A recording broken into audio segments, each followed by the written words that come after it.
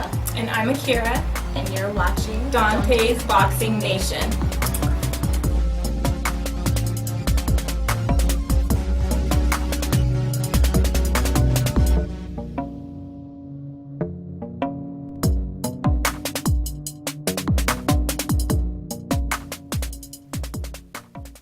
Brothers and sisters! Brothers and sisters! I don't know what this world is coming to.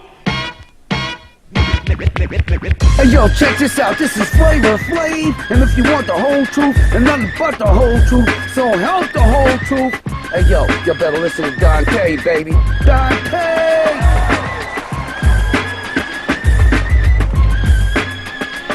Ready?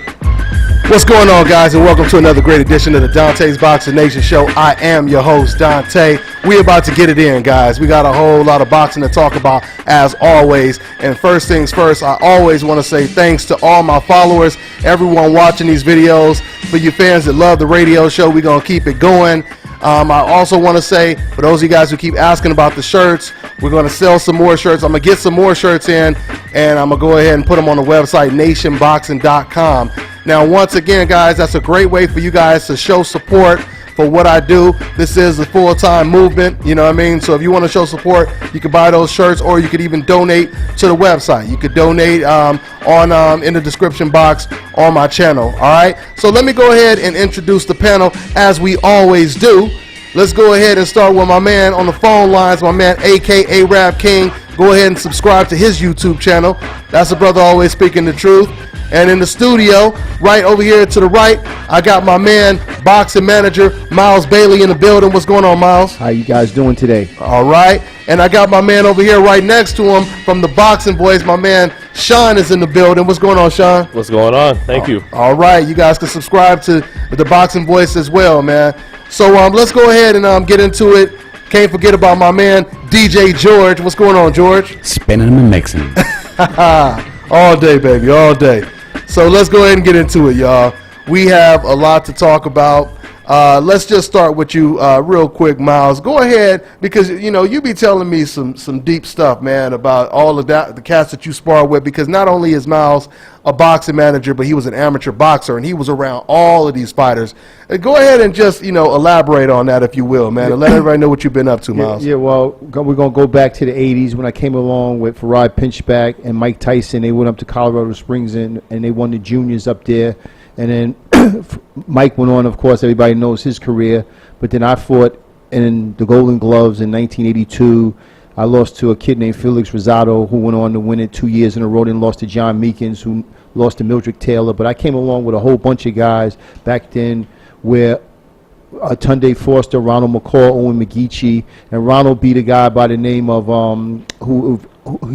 Ronald beat Willie Wise, which was a draw, actually, and Willie Wise went on to beat Julio Cesar Chavez. But they're just showing you the pool of guys that I was dealing with back then in the 80s. But we're going to speed up now. I'm working with some other guys in the gym now, like Brenton Norwood. He's a light heavyweight, 175. Mississippi. Yeah, Mississippi. Ahmad Chaco, he's 17-6-2. He just came off a 2-year layoff. He won the other night.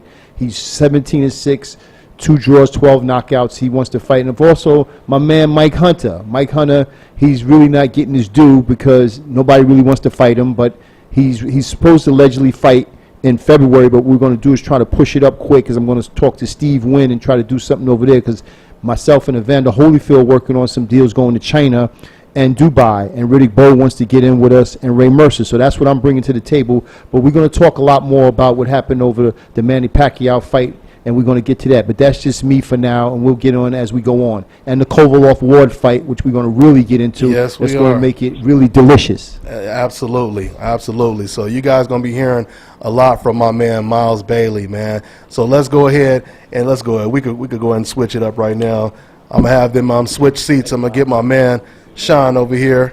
So anyway, guys, let's go ahead and talk about some boxing. AK, let me go ahead and start with you, since I haven't got your thoughts. I haven't talked to you yet when it comes to the Manny Pacquiao versus Jesse Vargas fight. Did it play out the way you thought it would, AK? I just thought Manny Pacquiao would have probably been more dominant, but that's kind of what I envisioned. I mean, I didn't see Vargas beating him because Vargas just doesn't have head movement, and he's not a fighter who moves on his feet, and that's the type of fighters that give Pacquiao problems because of that, because he's flat-footed, because his head is stationary. I thought Pacquiao actually, I thought Pacquiao looked better versus Bradley 3 and his other couple fights, because he was getting caught too many times with the right hand by Vargas. But at the end of the day, I felt like he clearly won. It wasn't that close of a fight, because I heard some people say it was 7 rounds to 5. I thought it was a little bit more wider range. But other than that, that's all my thought. I felt like I told y'all before the fight, that Pacquiao ain't gonna fight Crawford next, because they're already talking about him interested in Amir Khan, and I said that. Like last week, I was on your show, and I told you I don't see him fighting Crawford. I see him probably picking Khan or something, and that's what it looked like. I mean, they're probably going to pressure him to fight Crawford, but if he has his picking, he will go with Khan most likely. Yeah, and if he fights Khan, I tell you right now, we know for a fact they're building up the Mayweather fight. That if he fights Khan, but honestly, there's not even a guarantee that he would beat Amir Khan, because once again, forget about the fact that Khan's been knocked out by Canelo and et cetera, et cetera. The bottom line is Khan and Pacquiao, they have sparred hundreds and hundreds of rounds. We don't know how well they know each other, so it'll be interesting to see. I mean, honestly, I would be interested in that fight, but I will still be disappointed if he doesn't take the Crawford fight, which we're going to talk a little bit more about that possible Crawford fight later on. Now, Sean, me and you, we covered the fight live. I know you talked a little bit about it with me at the arena or at Thomas and Mack Center. Did it play out the way you thought it would? Was he as dominant as you thought he would be, Manny Pacquiao? It was pretty much what I expected. I thought Jesse was going to give a solid account of himself, and he did just that.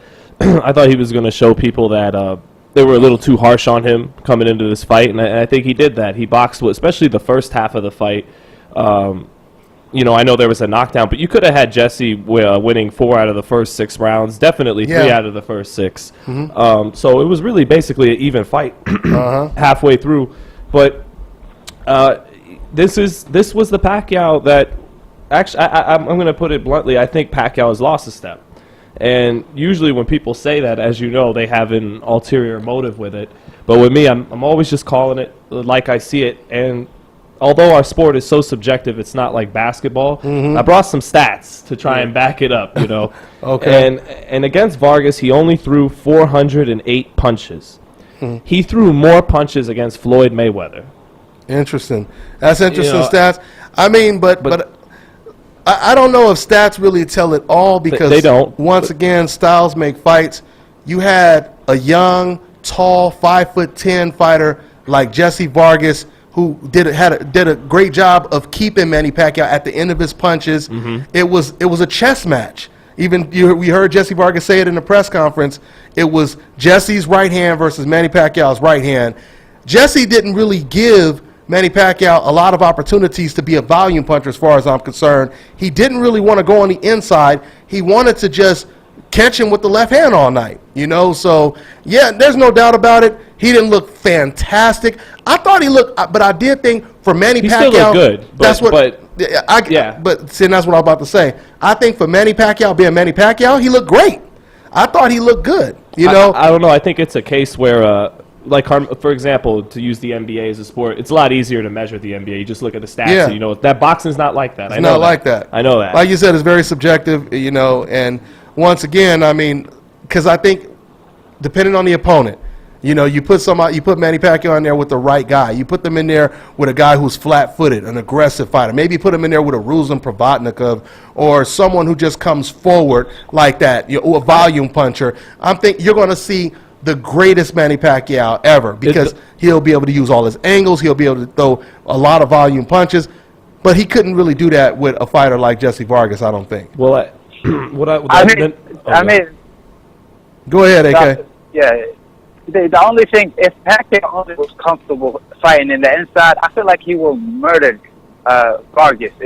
But the problem with Pacquiao, he want to get in and get out. Mm-hmm. He can't. And he's not an inside fighter. The inside. Yeah, that's what I'm saying. Like with the way he fights, he's short, compact fighter. If he was comfortable in the inside, he will murder people. Like the difference between him and Errol Spence, even though Errol Spence is tall and rangy, Errol Spence feels very comfortable in the inside, and that's why when you saw him fight the same opponent as Pacquiao, Algieri, he murdered him. Like because of the inside work, he just cut the ring off, and then he don't let him off the hook. But like, and I'll tell you right now, if Errol Spence ever fight Vargas, you probably see the same thing. But the difference here is that Pacquiao, if he has you on the rope or whatever, he's gonna catch you here and there and get out. Even though you on the rope and he's on the outside, he still ain't gonna take the risk and fight you in the inside. Just because he's not an inside fighter, he's just a rangy fighter. But that's where I think him losing a step has come into place. Before, he trusted himself to get in and out without taking the punishment. So now I think him losing a half a step or a step, he's still really fast, but I can't say he's as fast as he ever was. That coupled with the Marquez maybe knockout and other punches, that's what I was about to say, have made him more cautious and in addition to him not quite being as dynamic as he used to be. And I think with that, we now have a pretty good Manny Pacquiao, not a great Manny Pacquiao. I don't think we have a Pacquiao that beats the top welterweights anymore. I'll be honest with you, Sean, and this is going to surprise everybody when I say this. I mean, I'm not saying I would pick him over Crawford, but I certainly wouldn't. I seen danger for Crawford though, because of because of the sporadic, untimely left hand that he throws. Right, it's very unpredictable. Even though it's coming, you can probably avoid 90% of them. But all he has to land is a good 3 or 4 to really discourage you. Right. And I think he discouraged Jesse Vargas in this fight. But going back to that comparison, because that was a great comparison by way of contrast when it comes to Errol Spence, AK, you're right. Errol Spence, he's very comfortable on the inside. He's an inside fighter. He's a massive body puncher. Manny Pacquiao is a long-distance puncher. He likes range so he can get full extension on that left hand. That's the main thing he wants. And I agree with you partially, Sean, when you say it's the reluctance and him being cautious, because he does have that knockout loss in the back of his head. And he says, you know what, I'm not going to overcommit. He did it in the Mayweather fight, too. He had Mayweather on the ropes, and then Mayweather is laying on the ropes, and then all of a sudden Pacquiao backs up. I think he's lost a step from the Mayweather fight. Yeah, I just think psychologically he's more reluctant to engage more. He doesn't feel as comfortable to just jump in there and engage because he knows that he can get knocked out. And, but who knows? Maybe that may work, for the good as well. It may definitely help him, prevent him from getting knocked out again, maybe, Well, the last time I'll reference CompuBox, but against Bradley, and again, Bradley came in with a different game plan in the third fight. But he did throw 560 punches against Bradley. Now against Mayweather, he goes from 429 to 423 with Bradley, now all the way down to 408 with Vargas. I mean, it just doesn't make. I mean, Mayweather's a great defensive fighter. You expected him to get off. Oh yeah, everyone's numbers is going to go down when you go against Mayweather. But you also have to take into account, Sean, that when Carl Frampton, when he fought against Quigg, his count punch went down. When Tyson Fury fought against Vladimir Klitschko, his output went down. Way down. At the end of the day, styles make fights. Sean, just like I know, if this was Pacquiao Rios 2, we would see a zillion punches thrown. Fireworks. Fireworks. God, the honest truth, I don't know about that. I don't know if that Pacquiao shows up. I think he's still dominating. But I don't think he's throwing the same amount of punches he did when they fought 3 years ago. You don't think so? I don't think so. I think that basically when fighters see a guy that's easy to hit, it's like free money on the floor. They just can't resist picking it up. Fair enough. That's. I mean, even with Floyd Mayweather, he's very calculated. We know that. But you put Floyd Mayweather in the ring with someone who's easy to hit. Same thing applies. Floyd's going to have a field day with a guy like a John Molina, a Ruzin Provodnikov. He's going to have a field day, And at the end of the day, of course, these fighters, they do age, as the years, has progressed in the sport of boxing. But at the same time, when it comes to Pacquiao, I see the same speed. I see the same power. I see the same agility. I see the same unpredictable speed in that ring. That makes him very dangerous. Once again, before I let you speak, AK, Jesse Vargas, because I didn't speak too much on it, Jesse Vargas looked great in the first half of that fight, and it looked like it might have been, we were on the verge of seeing an upset, right? Yeah. But all of a sudden, what I feared, he started getting caught. And now I'm not even just talking about the flash knockdown. I truly think it was something else that hurt him that we didn't know hurt him. Because he never looked the same again to me. Did you? His stamina. Did you see a different demeanor, like his body language? He's always had that problem. Yeah. Halfway through the fight, he gets tired. Yeah. And And psychologically, he could have been, fatigued as well too. Go ahead, AK. Pacquiao discouraged. Pacquiao discouraged him. Also, like I think after like the 6th round, Pacquiao started jabbing and shit. I never seen that. Like I mean, not as much. Like he was jabbing, sliding to the right, and stuff like that. But I gotta say, I agree with both of y'all. I agree with Sean as far as like I don't think Pacquiao is like he was. I seen parts. I don't know. I just seen a different version of him. Like he slowed down a little bit, just like a 1/10 of a second. However, to his defense though is the fact that he was fighting a counterpuncher, a guy who was trying to counterpunch him, and he was way taller than him and had way longer reach. And he's the type of guy who try to fight you in a distance. So the more he throws, the more he goes inside, the more he's gonna leave himself open. And Vargas was looking for that right hand all night. So that's why he kept fainting and pretending that he was coming in just to get a reaction out of Vargas so he could jump on him. Yeah. And that's why he probably didn't throw as many punches. But yeah, like I mean, it's because of both reasons, in my opinion. But I mean, this Pacquiao, he fought like the easiest welterweight at 147 as far as like the top welterweight. I mean, and he didn't look too good. So you got to ask, who can he really beat? Yeah. I mean, can he even beat a Kell Brook though? I mean, the only welterweight that's left that he could beat. Yeah, the only welterweight that's left that he could beat is Amir Khan. I mean, even fucking Golovkin. I don't know. This is off topic, but it just came up to my mind. Golovkin called him out. He said he's willing to go to 154 to fight him. Golovkin called out Pacquiao. Yeah, he said he's willing to go to 154 to fight Pacquiao, which I'm like, dude, why you don't go down to 155 and fight Erislandy Lara or Canelo?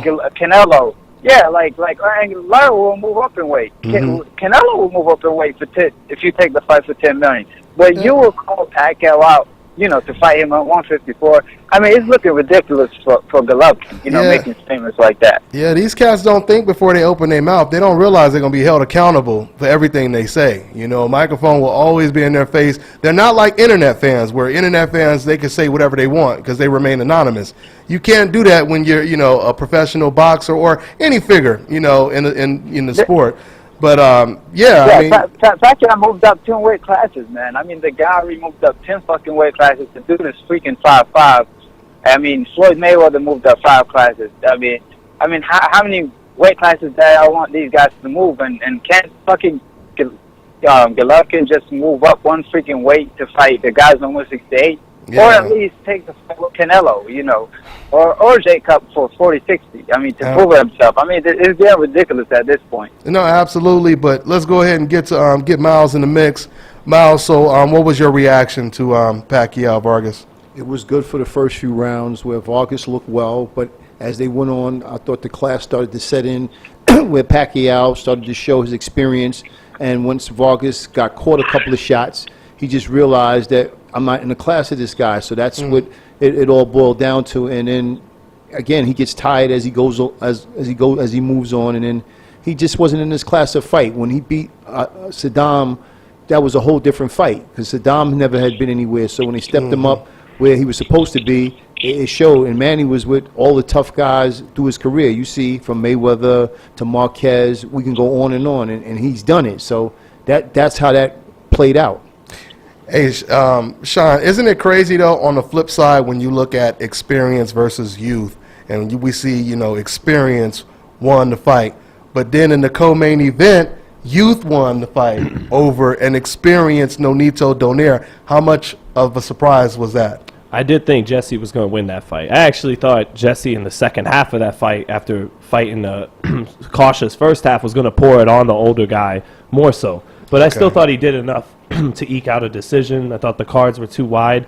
That speaks to the greatness of Pacquiao, because even him losing a step, if he has, which I feel, but I understand if other people don't, he's still good enough to beat good young fighters. Donaire, who was great himself and is going to the Hall of Fame, if he loses a step, he's no longer great enough to beat good young guys like a Magdaleno. So that just shows that even there's levels to greatness. You know, 2 Hall of Famers, but not created equal. And the thing about that too, like Pacquiao is the smaller guy, and here you could say Donaire is the bigger guy. You know, he fought 126. He's you know what I'm saying? Like Pacquiao, you got to keep in mind, he likes to fight in a range, and he don't have the reach and the height for it. But he still pulls it off with his athleticism. But Donaire, you know, he got the height and the weight and everything else. He just and I'm telling you, man, the way he was swinging in there, it looked amateurish. I mean, the way he was swinging really pissed me off. I mean, Donaire, does he know what setup? Yeah. I mean, does he know what setup means? Like, fucking set up the left hook. Not just, you know, he was just swinging left hooks, right hook, and I'm like, I mean, the way Jesse was setting up his punches was beautiful. Beautiful combinations. Yeah.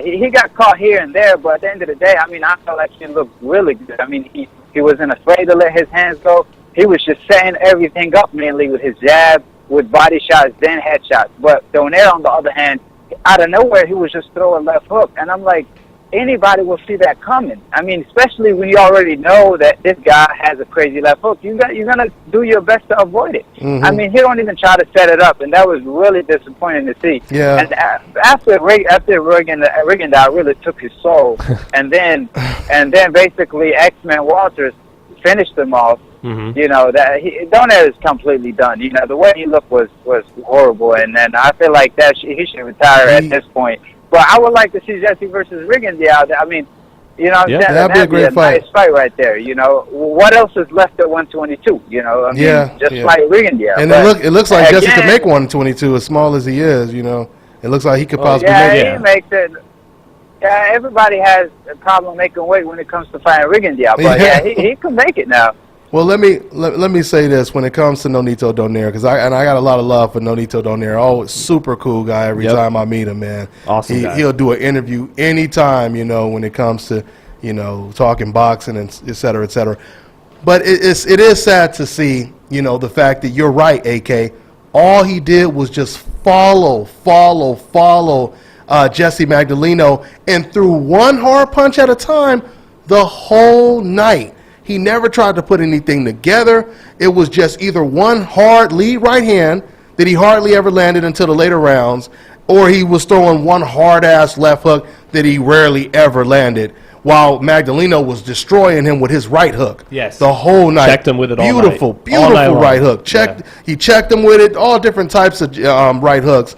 But, you know, when it comes to, you know, Nonito Donaire, as good as a fighter as he is and was, he was a fantastic amateur fighter. But I have to be honest, you know, I've noticed every time Donaire had gotten in the ring with any type of fighter that was a boxer, they always gave him some type of problems.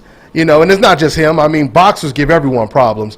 But him in particular, I go all the way back to Narvaez, Matabula.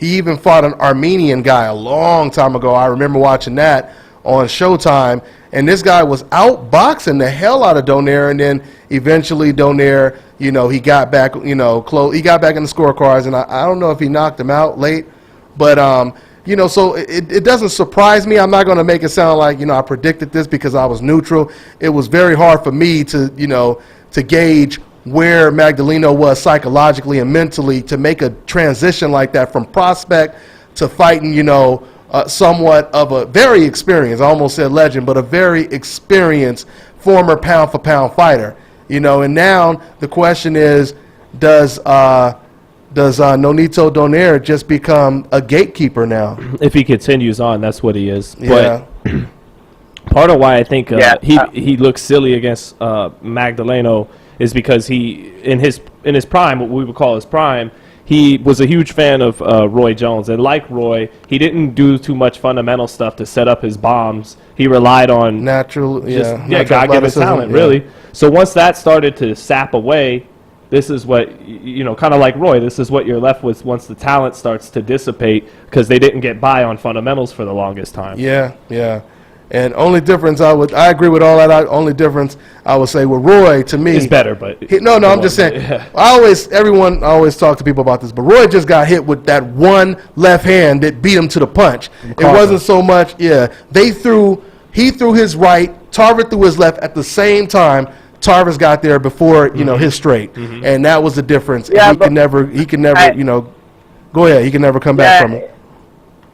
Yeah, but see, the thing, Roy Jones is one of my favorite fighters of all time, but one thing I got to say is that wasn't him no more. I mean, when he moved up a weight, he gained 25 pounds to heavy, when he moved up to heavyweight, then had to lose it in a short period of time at age of like 35, 36. That was the end of him. When he came back to weight, he was never the same after that. So I feel like if he fought Tarver before that, he would probably never got caught with a punch like that. And he probably would have even taken it better.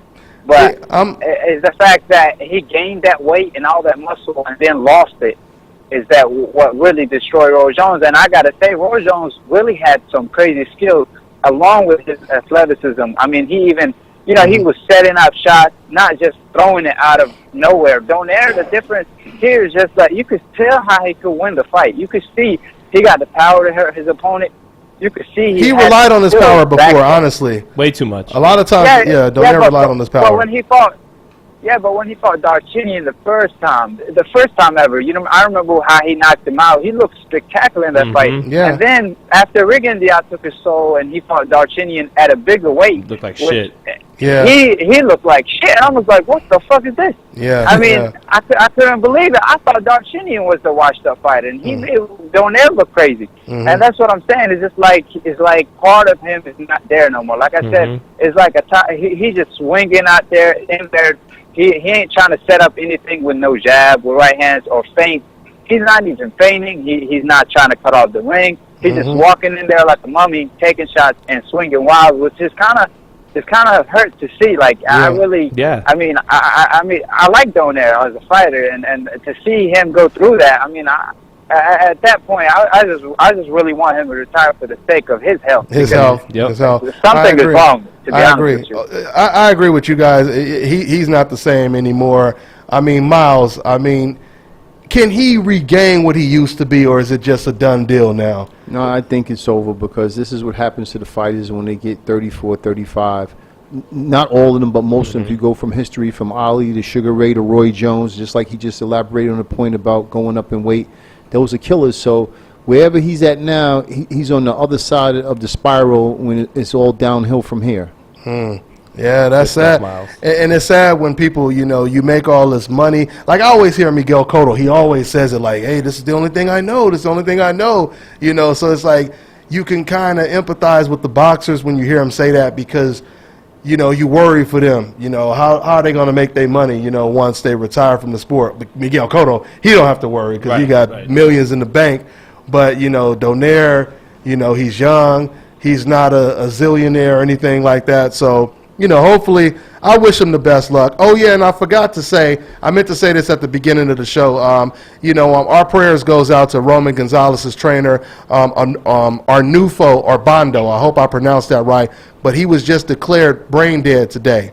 So it's not looking good for him. It was reported, I think, last week that he had a stroke, and now he's been declared brain dead. So that's a tough loss for his family and Roman Gonzalez. Hopefully, I don't think it will affect Roman Gonzalez that much, but I can imagine Roman is, hurting right now hearing this bad news. So our prayers goes out to his trainer.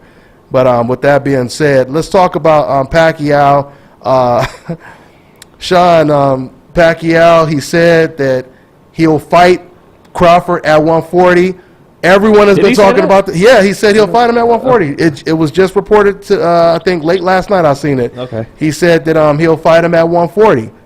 Someone asked the question. He said, "Yeah, I'll fight him at 140." Do you believe that, or do you think he's just getting sick of people bringing up Crawford's name? I don't know what it is, but he wants to fight Floyd Mayweather again. Absolutely. And that's what he's all about right now. I respectfully disagree with AK. I don't think he'd really want any parts of Khan.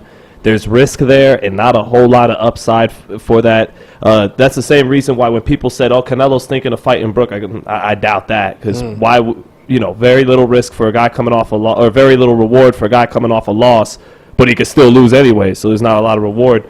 But he wants the Mayweather rematch. I think it's about the money. Yeah, I mean, there's just so much money there. Can you blame the guy? Yeah, of course. And maybe on another note, that's the only fight he could get up for. That's the only fight he's willing to walk through thunder. He didn't really show that in the first fight. So unless he's willing to just go for broke against Mayweather, which probably would not work really anyways, I don't see how he really changes anything in the second fight. I thought he's lost a step since Mayweather, but that's the fight they want. That's the fight Freddie wants. That's the fight Manny wants, and I don't think they're really that interested in anything else. But he also claimed that he hurt his shoulder, so that they're going to use. I'm just. Well, Miles, That's going to sell the fight. That's exactly. That's just to Miles, sell you the know. fight. But I want to hope Mayweather gets another $300 million, because I want to look out for my man. He deserves If it. he could hit that billion mark, if he could get up there with Dr. Dre. Go ahead, AK. He broke his shoulder. He broke his shoulders from all the money he made. Yeah, Carrying for real. He couldn't carry it. No. He couldn't carry it. His shoulder was fine when he hurt Mayweather on the ropes and threw 30 punches. Absolutely. So. Yeah, we already know what time it is. Yeah. Hey, Sean and my man Miles. Well, let me ask you, Miles. Just throw one at you, blind and sighted. What do you think about?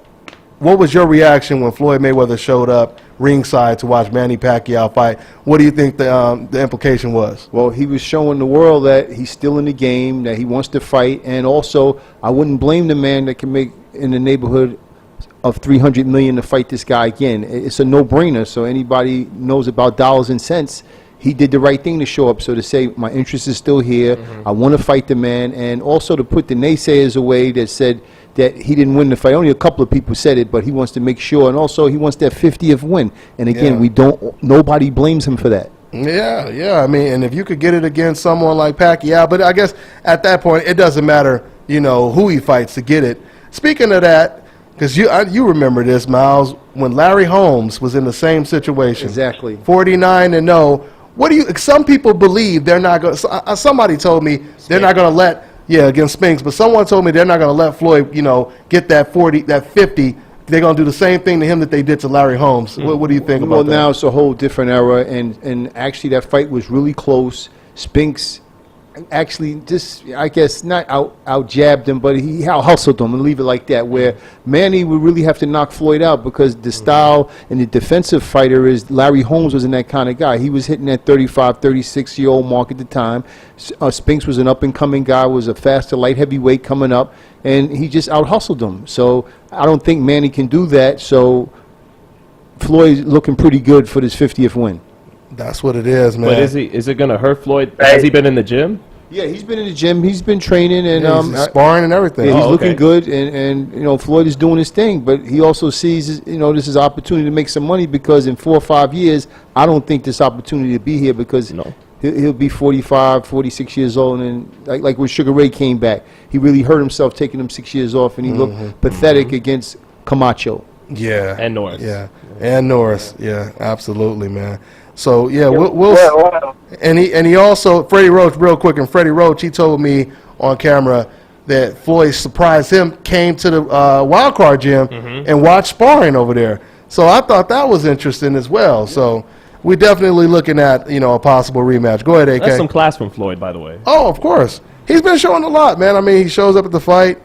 I mean, let's not forget he invited Pacquiao to his, or at least he went over to Pacquiao's hotel room, to really try to hash out a deal. I thought that was pretty big, man. Yeah. But go ahead, AK. Yeah, I was just saying, I wonder if Pacquiao, I figured that Pacquiao's out of his contract. I mean, he fought his last fight on the contract. I mean, it'd be stupid if he re-signs with Top Rank just to protect him or something, because he will make so much more money.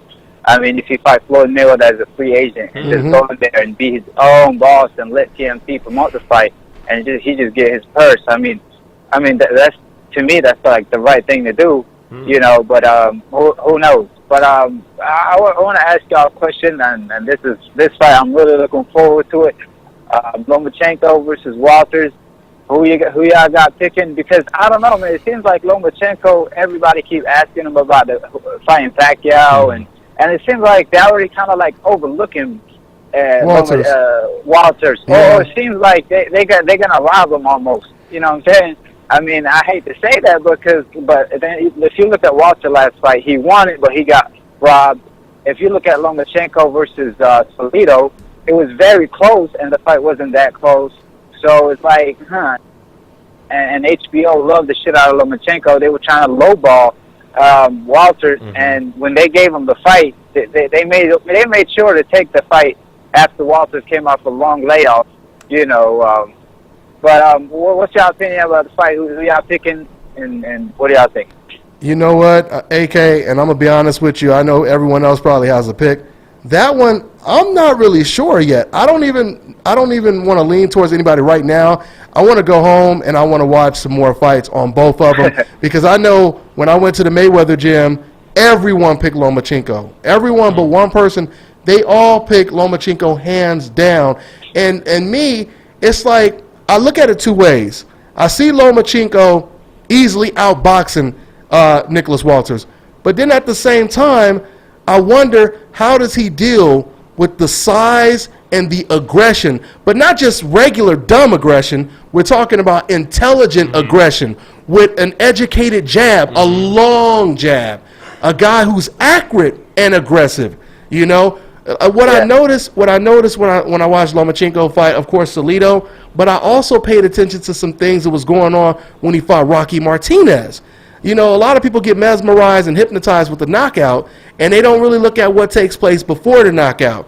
You know, like people don't believe me, but I criticize Wilder's performance. He knocked out Sergey Lakovich in one round, and I wasn't impressed with that fight because I didn't like how Wilder at the time was backing up, you know, not controlling this guy with a jab. He looked uncomfortable, even though he got a first-round knockout. So the point that I'm making is when Lomachenko fought against Rocky Martinez, there were a couple rounds in the middle of that fight where Roman started landing a lot of laser lead right hands, and he started to come forward a little bit. And just for a slight minute, to me, Lomachenko looked a little uncomfortable with the aggression of Martinez. But then, credit to Lomachenko, he took control of the fight again, and he started to just box circles around and knock out him. And that turned out to still be one of his best wins and knockouts. But at the same time, let's face it, Rocky Martinez is extremely slow.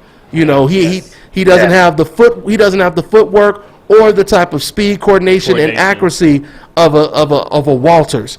So I don't really know, man. I can't. It's hard to lean towards either one, but I'm gonna study the film and let's see. You know. Well, what about you, Sean? Can you pick somebody right now, or like you still gotta? I guess you gotta lean towards the favorite, Lomachenko. I think this fight kind of like Kovalev when it comes to Ward, and we were talking about Pacquiao with Mayweather earlier.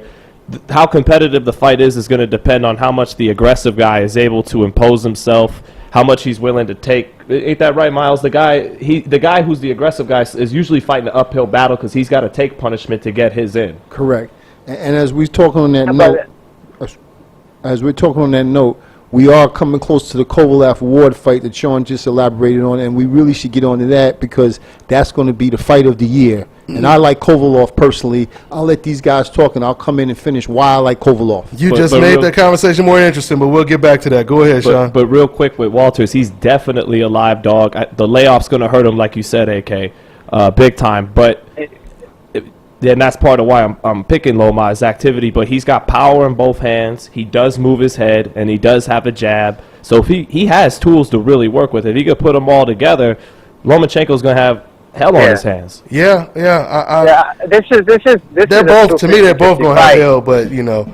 But go ahead. Yeah, but this fight is a true 50-50 yeah, fight. It is. This right here is it. But I gotta go with slightly toward Walters. The reason why, I think, I looked at the statistics. I mean, I know a lot of people going based on the hype of Lomachenko, but you gotta, like, let me tell you something. Walters has the reach of Andre Ward.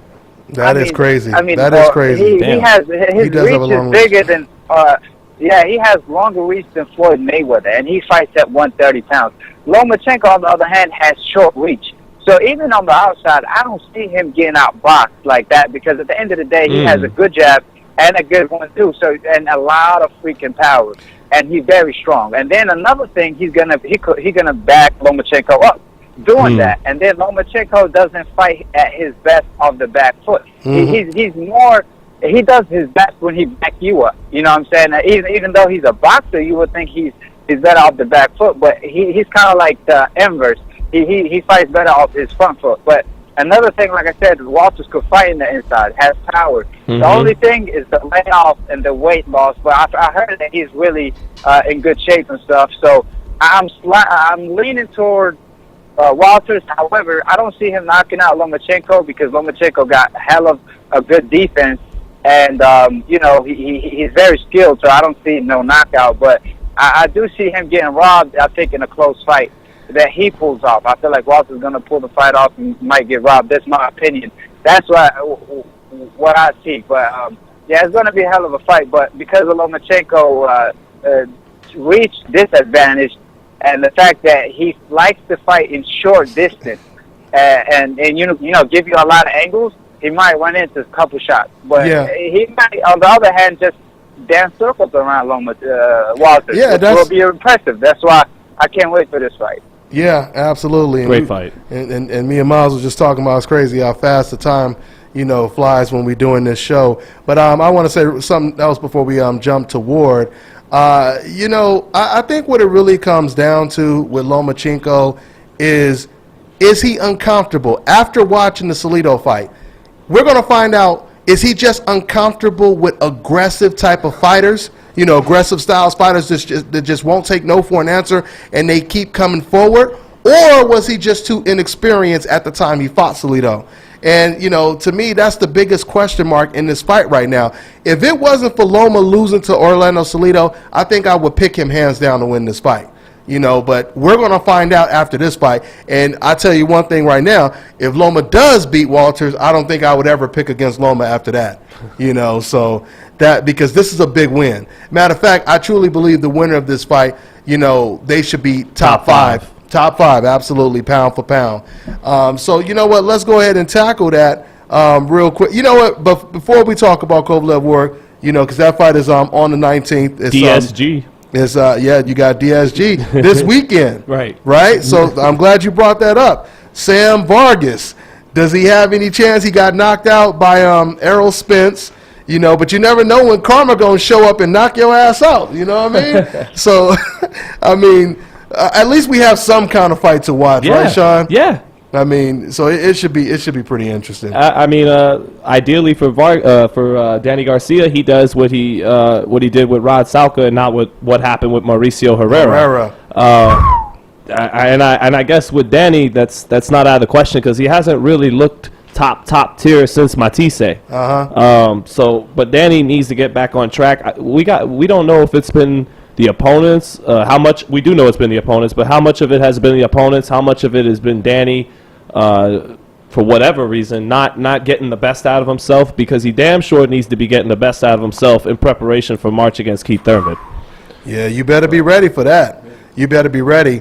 I mean, you might as well tell me, Miles. I mean, how does a fight like that play out, man? Keith Thurman versus Danny Garcia. Well, I think I like Danny because he's a friend of mine, but I mean, Keith's a tough cookie. But I think Danny was looking for the fight with Mayweather because that's been on Mayweather's plate for the longest. I want to fight Danny because the pops and not that it's an easy fight for him. It's a tough fight because Danny, but you know, Danny I think lost the Peterson fight. You know, I saw they called it close. At least it was a draw. But why? Because he had the 0. But I think he's going to have his hands full with Thurman. I don't really like the fight. I wouldn't took it personally if I was him. I would have waited for Mayweather. But it's a tough cookie that he's tackling right now. Would he have to sell out to have any chance against Thurman? Would he just have to more or less go for broke and take whatever Thurman's got and hope to get him to the body or up top and stop him? Yeah, because Thurman is not going to stop. Thurman is every time I seen Thurman, he was all out with everybody, and that's why everybody. I'm not saying they duck him, but they try to shy away from him. He's one of them spoiler type. How Mike McCallum used to be my buddy. The body snatcher. Nobody would fight him. Hearns, Leonard, Duran, Hagler, Benitez, Barkley. Everybody ducked the body snatcher. Norris. Everybody ducked him after he knocked out Julian Jackson and Donald Curry. That was it for him. He fought later Roy Jones and Tony, but he was 40 years old by then. Absolutely. I mean, and I think Danny Garcia is going to surprise people and actually be more defensive-minded in this fight because I think he's going to be aware, of Keith Thurman's power, the one-time image and all that kind of stuff. That could hurt him, though. Yeah, that could. Because he's more of a natural boxer puncher, Garcia. Than he is. Yeah. But see, remember when he fought look at how he fought against Matisse. Yeah. And look at how he fought against Zab Judah. I was impressed how he took away Zab's left hand the whole night. He hardly ever got hit with Zab's left hand. But he took that left hand away the whole night until the later rounds. Then he got caught with the left hand, and he actually did get hurt a little bit, you know. So I don't know, man. I think he's going to be very cautious in this fight. But that's not to suggest that he's going to not let his hands go. I just feel we're going to see a little bit safety-first approach. Just enough to win. Just enough to win. Just enough to. I think Danny is going to. We're going to see the best out of Danny. I truly believe against Keith Thurman. That might end up being Keith Thurman's toughest fight. Correct. It's because you could say Danny is he's underrated. He has a lot of skill. Even when he fought against Lamont Peterson, a lot of people believe Lamont Peterson won that fight. Me personally, I still kind of thought Peterson started too late. Slow. Right. Yeah. Slow start, exactly. Yeah. Yep. If he would have started like 2 rounds earlier, he would have won the fight for sure. But when Lamont was trying to outbox Danny, Danny was outboxing Lamont Peterson, in my opinion. Even though it was him playing the role of the aggressor. Go ahead, Miles. Yeah, and it's changed because me and Ernie Shavers was watching the fight together, and I told him what was going to happen. And to make a long story short, Danny looked beat up at the end. That's the only reason why I looked, because Peterson started really late. But moving on, fellas, this Kovalov war thing. Let's get on that because we only got a couple of minutes left. I want to hear what you guys think about that. I think you're in the minority on this one right now, Miles, but I'm definitely going with Andre Ward. I truly believe a fighter who hasn't lost since he was 12 years old, he has something inside of him that the average fighter does not have. Yeah. You don't have to. He doesn't have to be faster than you, stronger than you, quicker, taller, whatever. He's going to win with his willpower. He's going to find some kind of way to win. This is how special Andre Ward is. This man was in the Olympics or trying out for the Olympics. He was fighting at middleweight. Just because he wanted his friend Andre Durrell to go to the Olympics with him, he decided, okay, I'll move up, a higher weight class so you could go ahead and go to the Olympics as well. And he still won a gold medal. I mean, that is, and on top of that, that's crazy. Yeah, on top of that, Kovalev, when I look at how he looked against Chilemba, and Kovalev himself, he said he thinks the war fight is going to look like the Chilemba fight. That's his own words. He said that. So I mean, I still think Kovalev will do much better than he did against Chilemba because he probably did overlook him a little bit, but still styles make fights though. So that's how I see it. Go ahead, real quick, AK. Go ahead. Yeah, the beautiful thing about that fight is the fact that I don't care who you put Andre Ward in the ring with. You ain't going to outbox him. You ain't going to be the best skillful fighter because Andre Ward just finds a way to win. Since 13 years old, he hasn't lost a fight.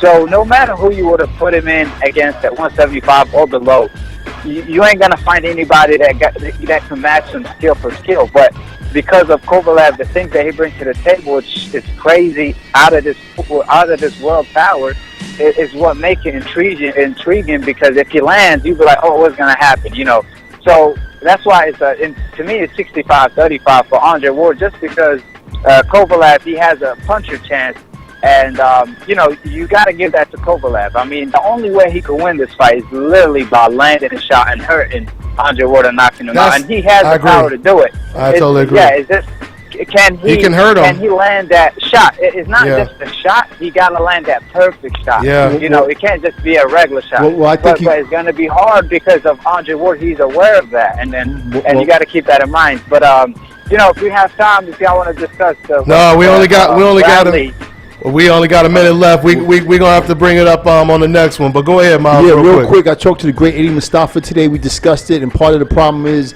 that Ward hasn't had a lot of fights. He thinks Ward is going to win, like they all do. But I think that inactivity, the ring rust, and then when he moved up, he's starting to become a slugger now. He's just flat-footed, and that was his personal problems that he had in the ring with Goosen. But I think Kovalev is going to catch him. He's going to knock him out, and that's my opinion on the fight. Now I want to hear what Sean has to say. You got to lean towards Ward because nobody knows more tricks in the book right now except Mayweather than Ward. You got all the tricks in the book. Kovalev's got some tricks too. Kovalev's a bad motherfucker, but you got to go with Ward. Yeah, that's I see it that way. Kovalev's bad, but I'm going with Ward. But he's bad. Yeah, and once again, I mean, when for the people who do say that Andre Ward, all the time off, if Andre Ward, with all that time off, can still beat somebody like Kovalev, that tells you more how good Andre Ward is, So we're going to see, guys. We'll talk more about that. We're going to go ahead and wrap it up. Thanks again for the panel, my man Miles Bailey, my man Sean, my man a.k.a. Rap King. You know your boy DBN. We'll see you guys next week. It's the Nation, baby. Shout out to my man Repo Rick.